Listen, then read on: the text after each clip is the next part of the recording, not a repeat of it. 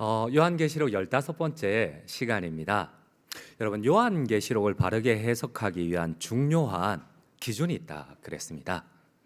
우리가 해석하기 위해서 잘못된 기준으로 시작을 하면 신천지나 이단처럼 빠지거나 아니면은 보수주의자라도 세대주의와 같은 잘못된 이렇게 신학의 오류에 빠진다 그랬어요.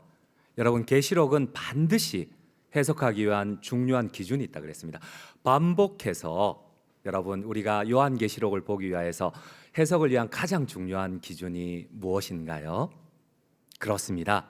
바로 이 성경을 받는 수신자들에 대한 이해가 있어야 됩니다. 여러분, 요한계시록은 그 당시에 AD 1세기 신앙 때문에 로마 제국의 박해를 받는 그리스도인들을 위하여서 이 성경이 기록되었다는 거예요.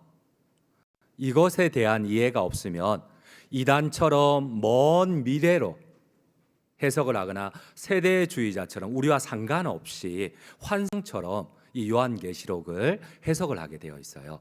그래서 우리는 1차 수신자, 박해받는 그리스도인들에 대한 이해가 있어야 돼요.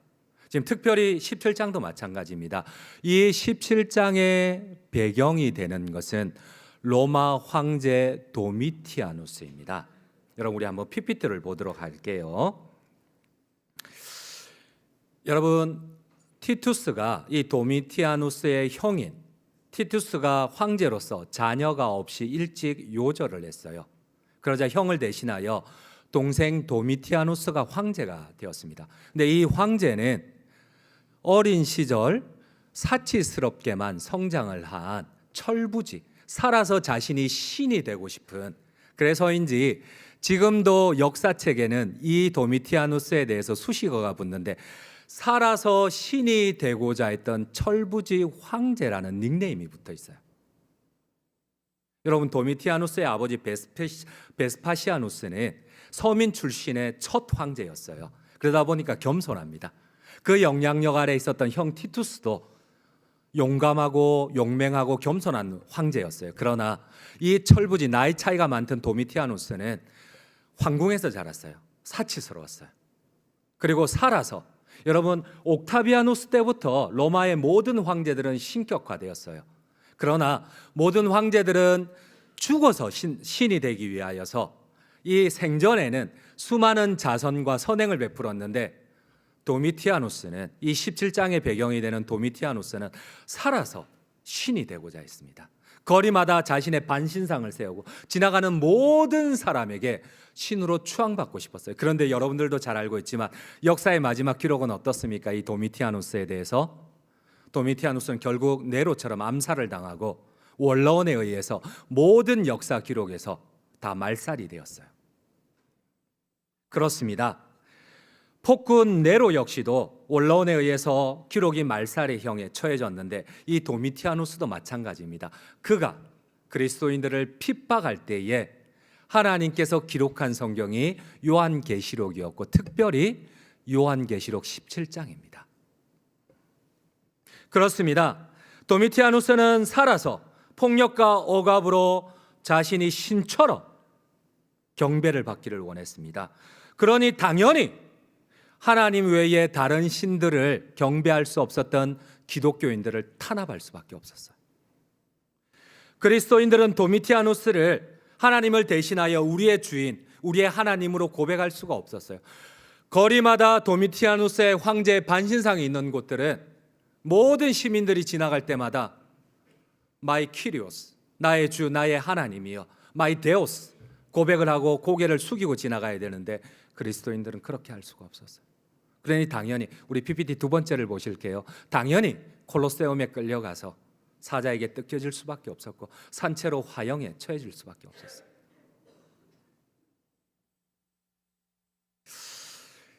그리스도인들은 도미티아누스 황제의 치하에서 직장에서 쫓겨나는 것은 기본이고 재산을 몰수당할 뿐 아니라 귀족의 신분을 박탈당해야만 했습니다. 여러분, 도미티아누스 황제에게는 누이 동생 공주인 플레벤스가 있었습니다. 그런데 도미티아누스도 형 티투스와 마찬가지로 자녀가 없자 이 공주인 플레벤스를 통하여서 그의 자녀들을 왕자로 입적을 했어요. 그런데 플레멘스가 나중에 남편과 함께 기독교인이 됩니다. 근데 도미티아누스는 자기 여동생의 목을 잘라버립니다. 자기가 신이 되기 위하여서. 여러분, 우리 성경에 나오는 브리스길라와 아굴라도 귀족입니다. 근데 그는 그리스도인이라는 이유 하나 때문에 신앙의 자유를 찾기 위하여서 죽음에서 겨우 탈출해서 천막 깁는 자가 됩니다. 이러한 배경 아래 기록된 성경이 요한계시록입니다. 여러분, 도미티아누스 황제 한 명이면 괜찮습니다. 근데 황제 네로로부터 시작된 이 그리스도인에 대한 핍박이 아우구스투스, 도미티아누스, 플레안 10대 황제가 다스리는 동안 계속해서 이것이 반복이 되니까 그리스도인들이 혼란합니다. 배교의 유혹이 찾아옵니다. 죽음의 위협 앞에 내가 이대로 신앙을 지키는 것이 유익한가? 어떻게 본다면 황제가 우리가 믿는 하나님보다 더 위대하고 더 파워풀한데 우리가 하나님을 믿는 게 맞는가? 내가 콜로세움에 끌려가서 목이 잘릴 수도 있고 산채로 불태워질 수도 있는데 내가 견딜 수 있는가? 내가 재산을 다 몰수당해야 하는가? 내 귀족의 신분을 내가 다 몰수당해야 하는가? 식료품을 못 사도 내가 그리스도인으로서 내가 믿음을 지켜야 하는가? 여러분, 이들을 위하여서 기록한 성경이 요한계시록이라는 사실입니다. 그렇습니다. 여러분, 오늘 요한계시록 본문에서 밝히는 것은 바로 이것입니다. 우리 한번 6절을 한번 같이 한번 읽도록 하겠습니다. 6절입니다. 또 내가 보매 이 여자가 성도들의 피와 예수의 정인들의 피에 취한지라 내가 그 여자를 보고 놀랍게 여기고 크고 놀랍게 여기니. 여러분, 지금 혼란스러운 그리스도인들에게 로마 황제가 누구인지를 밝혀주고 있는 성경이, 그리고 진짜 어쩌면 지금 하나님보다도 더 힘있어 보이는 로마 황제에 대해서 그의 신분을, 비밀을, 로마 제국을 심판하는 그 하나님에 대해서 밝히기 위해서 기록한 성경이 요한계시록이라는 사실입니다. 그렇습니다. 요한계시록이 기록된 가장 중요한 목적은 바로 그들을 핍박하는, 죽음으로 위협하는 도미티아누스의 핍박으로 고통받는 그리스도인들을 하나님께서 그들을 위하여 기록한 성경이 계시록입니다. 로마 황제가 신이요 하나님처럼 가장하고 있으나 로마 황제가 거짓된 신이요 음녀요 짐승이요 하나님께서 반드시 심판하실 바벨론임을 성경은 기록하고 있다는 겁니다. 특별히 로마 황제에게 하나님께서는 어떤 이유이든지 지금은 힘을 주셨어요. 하나님께서 그리스도인들의 피에 취할 수 있도록 하나님이 허락을 하셨어요. 그러나 이 시간에 하나님의 한계에서는 반드시 로마를 하나님이 심판하신다는 거예요. 여러분, 우리는 알고 있습니다. 그 이전에 예루살렘 성전을 파괴하였던 바벨론 제국을 하나님이 심판하셨던 것을 우리는 역사의 후대는 알고 있어요. 그러나 여러분, 로마 치하에서 황제 너레 때에, 아우구스투스 때에, 도미티아누스 때에 핍박을 받는 그리스도인들이 이것이 영원할 것 같아요. 여러분, 일제 치하에서 천황을 숭배해야 되고 식민지 제국주의 아래에서 고통을 받는 그리스도인들은 이 고통이 영원할 것 같아요. 그러나 우리는 후대 사람이기 때문에 이것이 끝난 것과 하나님이 심판하신 것을 알 수 있지만은 그 당시의 사람들은 몰라요. 이를 위하여서 배교의 유혹 가운데 있는 그리스도인들을 위하여서 기록된 성경이 요한계시록입니다. 우리는 요한계시록 17장에 담긴 서술을 통하여서 하나님께서 로마 황제의 비밀을 밝히시고 그 황제가 신으로 추앙받고 있지만 신이 아니요 하나님이 심판하실 그 우상이라는 것과 그리고 로마의 제국 역시도 하나님이 바로 심판하실 것을 그리스도인들에게 인지시켜주는 것이 계시록을 기록한 목적입니다. 그렇습니다. 오늘 이 계시록은 하나님의 어떤 연고인지 로마 황제에게 힘을 주셨다고 해요. 성도들의 피에 취할 수 있도록 하나님이 허락을 하셨다고 해요. 그러나 하나님이 반드시 심판하실 것을 약속하고 계세요. 우리 한번 14절에 오늘 본문의 결론을 한번 같이 한번 읽도록 하겠습니다. 14절입니다. 그들이 어린 양과 더불어 싸우려니와 어린 양은 만주의 주시오 만왕의 왕이심으로 그들을 이기실 터이요 또 그와 함께 있는 자들 곧 부르심을 받고 택하심을 받은 진실한 자들도 이기리로다. 지금은 너희가 혼란스럽지만 이 핍박이 이 고통이 영원할 것 같지만은 너희는 반드시 이기리라. 이 세상의 주인인 내가 너희의 원수를 심판하리라. 여러분들 아멘이세요? 이게 요한계시록의 기록 목적입니다. 여러분 우리가 알고 있듯이 황제 치하에서 요한계시록이 기록될 당시만 하더라도 여러분 수많은 그리스도인들이 믿음을 지킨 사람보다 배교한 사람이 훨씬 많다는 것을 우리는 기억을 해야 됩니다. 요한계시록 17장에 담긴 서술을 통해 하나님께서 심판받아 멸망당할 거짓된 신 로마 황제와 거짓된 제국, 이 사탄이 타고 다니는 짐승과 바벨론이 곧 로마 제국임을 확인시켜 주기 위하여서 오늘 하나님께서는 17장을 기록하고 있습니다. 우리 한번 7절 하나님의 비밀을 한번 읽어보도록 하겠습니다. 7절입니다. 천사가 이르되 왜 놀랍게 여기느냐? 내가 여자와 그가 탄 7머리와 10뿔 가진 짐승의 비밀을 내게 이르리라. 혼란스러워하지 말라는 겁니다. 참고 견디라는 겁니다. 너희의 그 비참함을 내가 반드시 보상해 주겠다는 겁니다. 이 비밀을 밝혀 너희들 내가 세워주겠다는 겁니다. 여러분 PPT 세 번째를 한번 보도록 하겠습니다. 여러분 하나님께 심판받을 이 사탄이 거짓된 음녀처럼 지금 짐승을 타고 나타납니다. 3절입니다. 함께 읽겠습니다. 3절입니다. 곧 성령으로 나를 데리고 광야로 가니라. 내가 보니 여자가 붉은빛 짐승을 탔는데 그 짐승의 몸에 하나님을 모독하는 이름들이 가득하고 7머리와 10뿔이 있으며. 그렇습니다. 여러분 하나님께서는 지금 이 사탄 로마 황제의 비밀을 가르쳐주고 있습니다. 그녀가 그 사탄이 음란한 음녀가 되어서 7 짐승의 머리를 가진 짐승을 타고 그리스도인들을 유린을 합니다. 짐승은 지금 7머리와 10뿔을 가졌다고 합니다. 여러분 여기서 7머리는 여자가 앉은 7산과 하나님이 연결을 하십니다. 7머리의 짐승이 7산이다. 그리고 그 7산은 7산을 중심으로 성벽을 쌓았던 로마다. 여러분 그 당시에 우리가 일제 치하에서 일제에 대해서 바로 직접적으로 언급을 할 수가 없어요. 상징적으로 비유를 통하여서. 왜냐하면 모든 편지들이 검열을 당해요.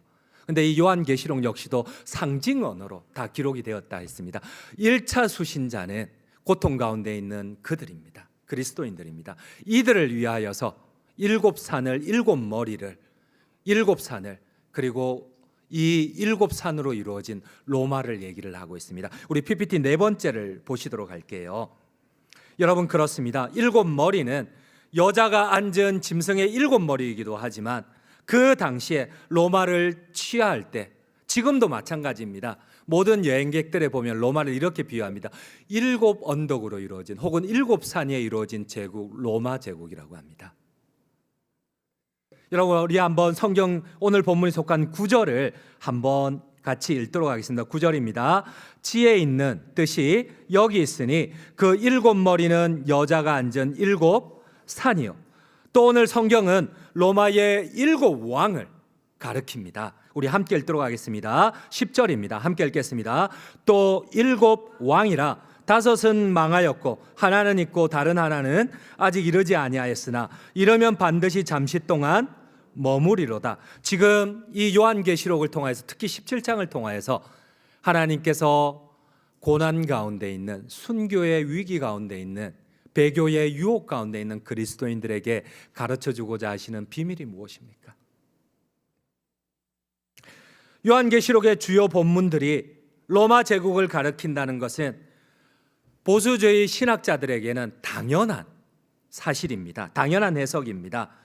물론 세대주의자들이나 이단들은 먼 미래에 자기의 교주하고 계속 연결을 하니까 이 1차적인 수신자인 이 그리스도인들에 대해서 무시를 하지만 그러나 보수주의 신학자들은 거의 다 이것이 1차적으로 로마 제국의 순환 가운데 있는 그리스도인들을 지키기 위해서 하나님이 기록한 성경임을 당연히 해석을 합니다. 여러분 그렇습니다.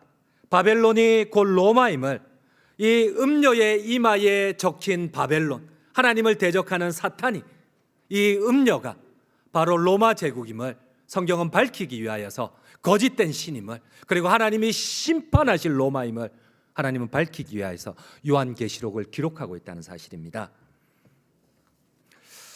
여러분, 요한계시록 17장 1절에는 이 큰 음녀 사탄이 등장을 합니다. 근데 이 여자를 바벨론이라고 합니다. 하나님을 대적한 사탄 바벨론이라고 합니다. 우리 한번 17장 5절을 함께 읽겠습니다. 5절입니다. 그의 이마에 이름이 기록되었으니 비밀이라 큰 바벨론이라. 왜 사탄의 화신인 이 음녀의 이마에 바벨론이 기록되어 있습니까? 그리고 이 바벨론을 왜 로마 제국이라고 할까요? 그렇습니다. 큰 음녀는 많은 물 위에 앉아 있다고 성경은 기록을 합니다. 많은 물은 무엇을 상징할까요? 우리 한번 1절을 같이 한번 읽도록 하겠습니다. 1절입니다. 또 7 대접을 가진 7 천사 중 하나가 와서 내게 말하여 이르되 이리로 오라. 많은 물 위에 앉은 큰 음녀가 받을 심판을 내게 보이리라. 여러분, 사탄의 화신 음녀가 이마에 바벨론이라고 적히고 온몸에 하나님을 모독하는 글귀를 적고 7 짐승을 탔는데 그 7 짐승이 7 산이요 많은 물이라고 합니다. 여러분, 이 많은 물에 대해서 성경은 구체적으로 다시 이렇게 기록을 합니다. 우리 함께 본문이 속한 15절을 함께 읽도록 하겠습니다. 또 천사가 내게 말하되 내게 본바 음녀가 앉아있는 물은 백성과 무리와 열국과 방언들이니라. 여러분, 지금 하나님이 우리에게 가르쳐주는 비밀이 무엇입니까? 상징을 통하여 비밀을 가르쳐 주십니다. 음녀가 반드시 그리스도인들을 유린하리라, 그들을 죽이리라. 그러나 그가 탄 짐승이, 그리스도인을 핍박하는 그 짐승이 7 산이요 많은 물이라 모든 열국과 제국과 방언들의 왕이라고 합니다.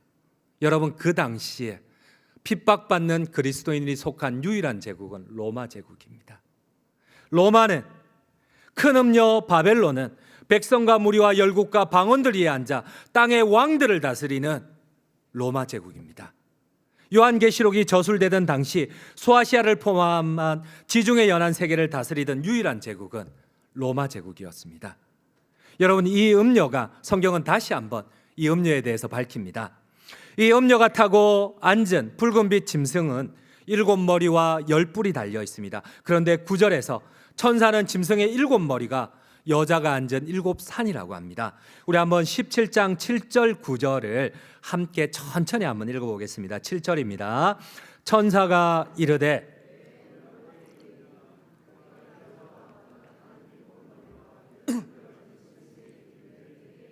(9절입니다) 지혜 있는 뜻이 여기 있으니 그 7머리는 여자가 앉은 7 산이요. 그렇습니다. 여러분, 우리 PPT 세 번째 한번 열어주시겠어요? 지금 하나님의 백성들을 유린하는 사탄을 음녀로, 7머리를 가진 짐승으로, 이 음녀가 탄 짐승으로 성경은 상징을 통하여서 나타냅니다. 그리고 이것을 구체적으로 다음과 같이 표현을 합니다. 우리 다음 네 번째 장면을 다시 한번 보여주겠습니까?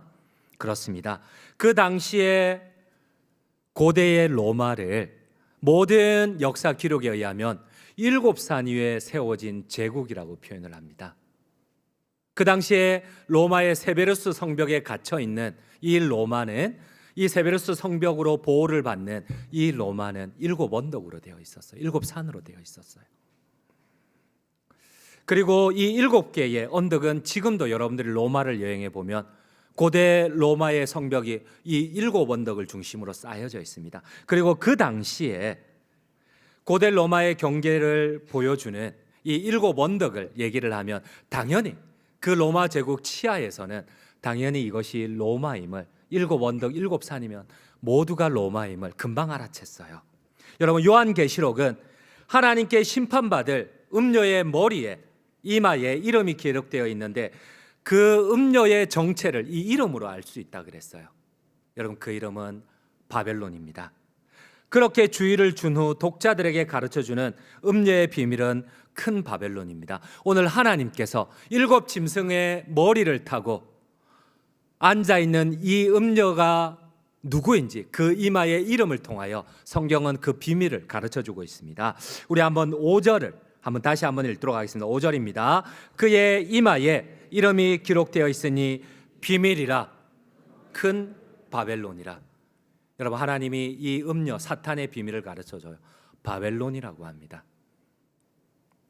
여러분, 이 바벨론의 단어를 들으면 당시의 그리스도인들, 또 특별히 확대된 유대인들은, 이스라엘 백성들은 로마구나, 바벨론은 로마구나 금방 알아챌 수 있었습니다. 왜요? 여러분, 기원 후 70년 바벨론은 솔로몬의 성전을 무너뜨리고 예루살렘을 짓밟았습니다.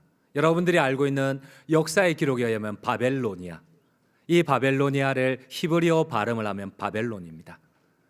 그런데 이 바벨론 제국이 이스라엘을 유린하고 예루살렘을 점령하고 그리고 예루살렘 성전을 파괴하였습니다. 그런데 유일하게 포로된 백성들이 귀환하여 다시, 솔로몬 성전은 이미 바벨론 제국에 무너졌어요.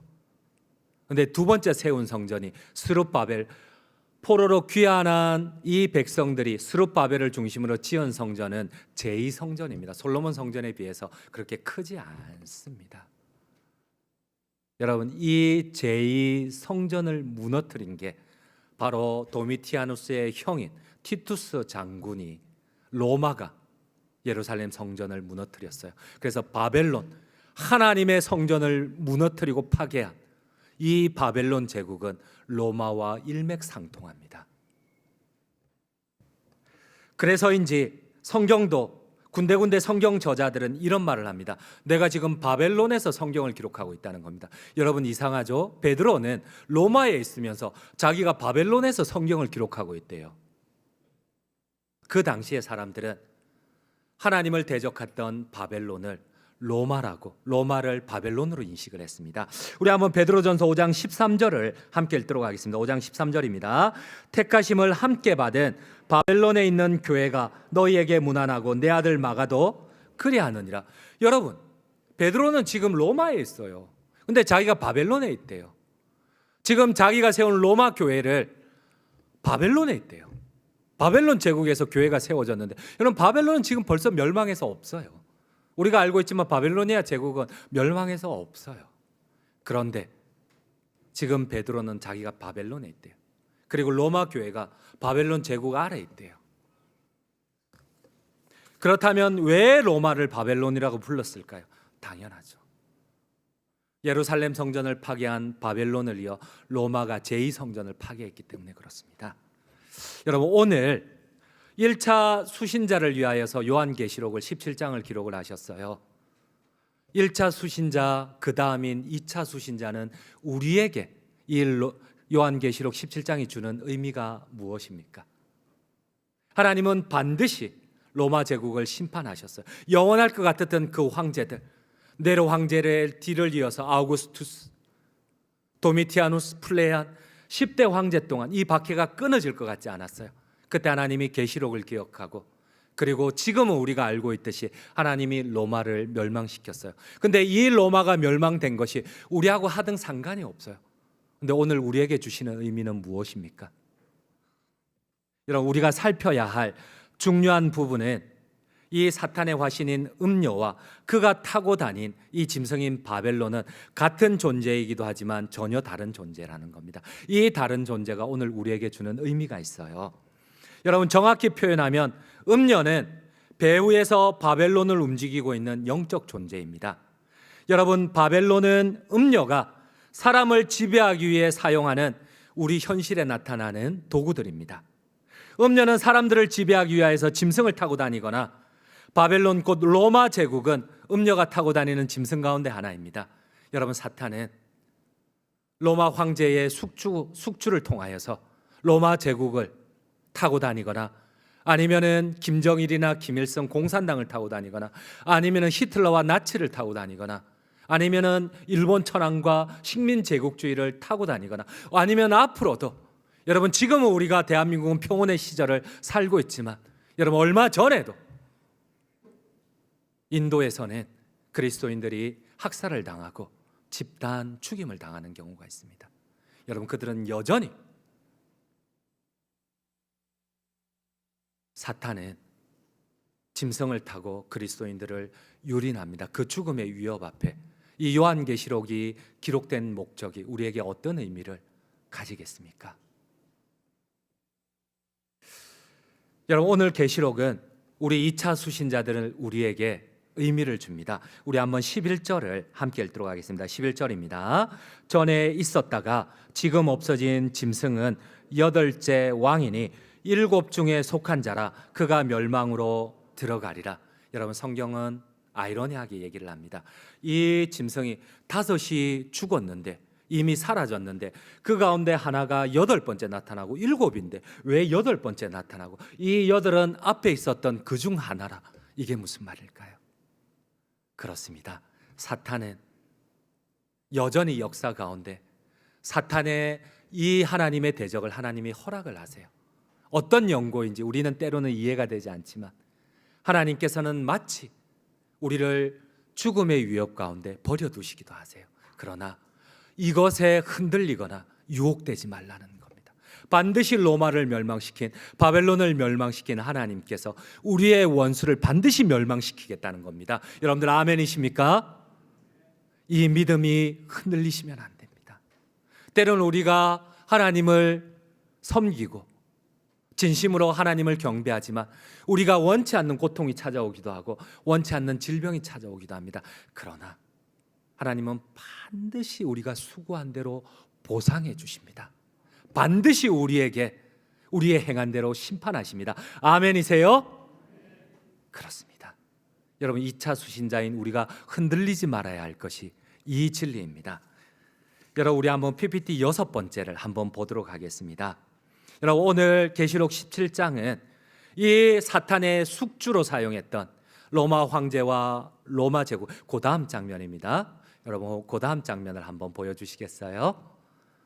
네, 이 음료가 로마를 숙주로 사용하고 도구로 사용했던 이 음료가 어쩌면 우리 시대에 도미티아누스를 대신하여 신사참배를 우리 부모님의 세대에, 우리 할아버지의 세대에 일제천황을, 그리고 어쩌면 지금 북한 동포들에게 김일성이나 김정일을 통하여서 혹은 히틀러와 나치를 통하여서 어쩌면 앞으로도, 그러나 우리가 흔들리지 말아야 할 것은 반드시 하나님이 우리를 심판하신다는 겁니다. 우리의 행한 대로 우리의 원수들을 영원한 지옥 형벌에 심판하시고 우리의 수고한 대로, 우리가 이해되지 않는 비참함대로 그날에는 어떤 이들에게는 5골, 어떤 이들에게는 10골, 어떤 이들에게는 5달란트, 어떤 이들에게는 10달란트, 반드시 하나님이 우리를 보상해 주신다는 겁니다. 여러분, 이 심판주이신 하나님을 믿으십니까? 그렇습니다. 이 믿음이 흔들리면 우리는 배교할 수밖에 없습니다. 결론을 맺도록 하겠습니다. 교회는 사탄과 그가 타고 다니는 수많은 숙주와 위협으로 고난을 당할 수밖에 없습니다. 하지만 그 고난을 이기게 하는 힘의 원천은 반드시 우리 주님이 다시 오셔서 우리의 행한 대로 심판하시겠다는 약속입니다. 그래서 요한계시록의 마지막은 볼지어다 세상 끝날까지 내가 너희와 함께하고 다시 내가 너희에게로 와서 너희의 행한 대로 너희 원수를 심판하고 너희를 보상하리라. 마라나타, 주 예수여 오시옵소서. 아멘이세요? 우리가 이 고백으로 끝까지 믿음을 지키고 하나님의 기쁨, 영광이 되기를 주님의 이름으로 축복드립니다.